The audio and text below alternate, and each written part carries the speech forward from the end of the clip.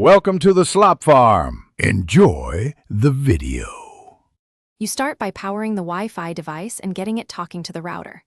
Plug it in, wait for the LED pattern to stabilize, and locate the default SSID on the device label or manual. Once done, make sure you have the network name and password at hand. These are what the device will use to join the router. If the device has a setup button, press and hold for 5-10 seconds to enter pairing mode, which signals the router to accept a new client. You now connect the device to your home network through the app or browser portal. Join the device SSID, return to the app, and follow its guided prompts to enter your router SSID and password. This tells the device how to reach the internet. Make sure to select the correct band, too.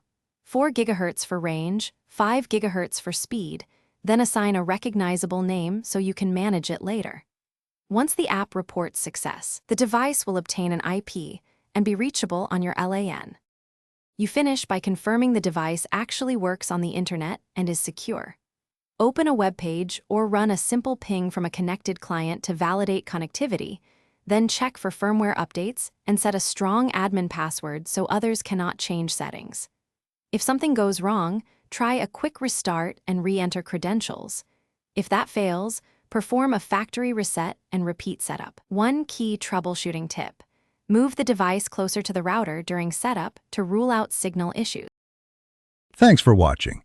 Consider subscribing if we helped you today.